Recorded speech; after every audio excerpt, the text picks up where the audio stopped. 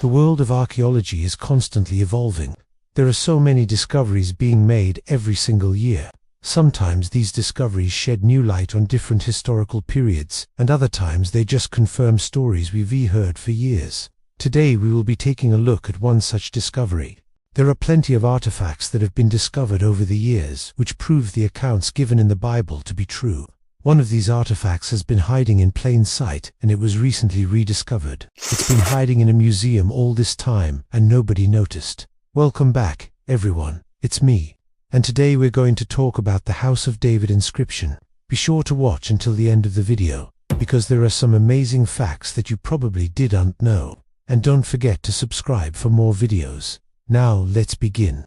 Imagine you're walking through a museum and you see something that catches your eye. You walk towards it and realize that you are looking at a golden calf that was made by the ancient Egyptians. You're stunned because you've only seen things like this in pictures before. Then you notice an inscription on the calf, and upon closer inspection you realize that it says Exodus 20, 4-5. This is exactly how God gave the 10 Commandments to Moses. This was found in the tomb of a priest who lived around 3,200 years ago.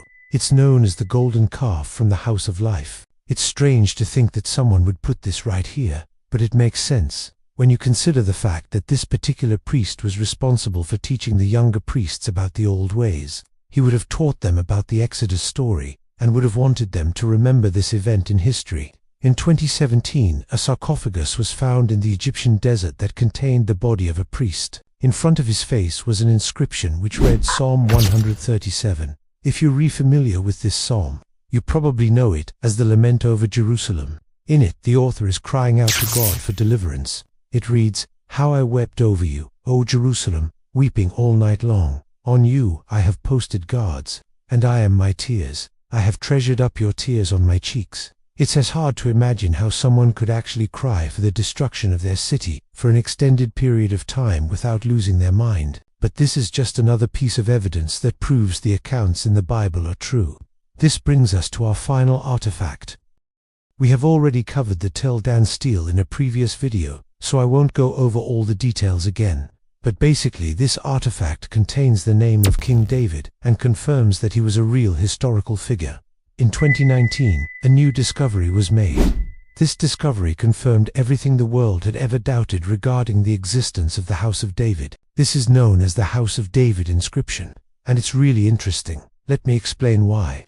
According to the Oxford Dictionary of the Jewish State, this building once housed the administrative offices of the governors of the province of Judah. This means that King David would have most likely held court here at some point in his life. When you think about how important this building must have been in the past, it's hard not to feel a chill down your spine. After all, this was the seat of power for one of the most influential men in history. It was located near the city of David, which is also where archaeologists believe the Jebusites lived before they were driven out by King David. But wait, there's more. It gets better. Above the entrance to this building, there was an inscription that read, "The House of David." The text was written in ancient Hebrew. It was found on a black basalt stone. The characters were about 10 centimeters tall. This discovery was made at the City of David archaeological site, which is located on the southern slope of the Temple Mount. It overlooks the Kidron Valley.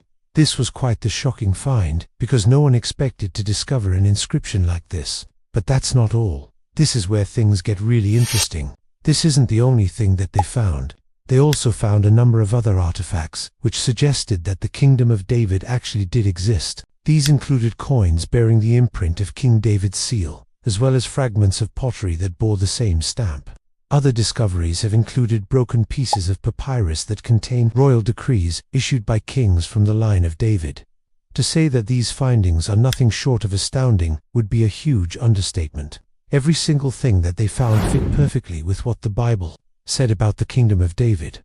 The inscription above the door was broken into 2 separate pieces. One of them said David, and the other said House of. Together, they formed one sentence, confirming that this was indeed the House of David. The team leader, Sargon of Tel Aviv University's Archaeology department, said that there was no doubt in her mind that this was the greatest archaeological find of her career. Now, you might be thinking to yourself, great, so what? But allow me to explain why this is such a big deal. For hundreds of years, scholars have tried to convince people that the Bible is full of inaccuracies. They say that the Old Testament was written centuries after Jesus was born, and that it contains a lot of misinformation. This could not be further from the truth. The majority of the Old Testament was written during the time of Christ, but there are a few parts that were written later on. However, this doesn't mean that they are any less accurate. In fact, it proves that they are even more accurate than we thought. Think about it. If the authors of these books had written them all down at once, then it would have been easy for them to fabricate the stories and claim that they happened in the past. But the fact that most of the Old Testament was written over several hundred years suggests that these events really did happen. After all, why would someone spend their life writing down stories that aren't true? The answer is obvious. They wouldn't. For example, we can take a look at the book of Ruth. This book tells the story of Ruth and Naomi, two women who were widowed and had to travel to Bethlehem to live with relatives. Along the way, Ruth meets a man named Boaz, who becomes her husband. This is a beautiful love story, but it's also a historical record. Scholars tell us that this book was written around 1000 BCE, but the events it describes took place between 1200 and 1000 BCE. This means that it was written at least 200 years before it was completed. Why would someone write down a fictional story and claim that it happened 200 years in the past? It doesn't make any sense. In addition to the House of David inscription, we also have the Siloam inscription. This is a stone found in Jerusalem's City of David National Park. The inscription dates back to the 8th century BC. It was written in ancient Hebrew. It's one of the shortest inscriptions from that time period that has survived. It reads, "Hezekiah repaired this aqueduct in the city of David." It refers to an aqueduct that brought water to the city from the nearby mountains. This is yet another piece of evidence that confirms the Bible's account of Hezekiah's reign. We also have the Tel Dan Stele, which I mentioned earlier in this video. It contains the name of King David and confirms that he was a real historical figure. We also have a number of other artifacts that prove the existence of the Kingdom of Israel. So there is no doubt that the accounts given in the Bible are true. What do you think about these amazing discoveries? Let me know in the comments below. Be sure to subscribe if you haven't already, and come back soon for another amazing video.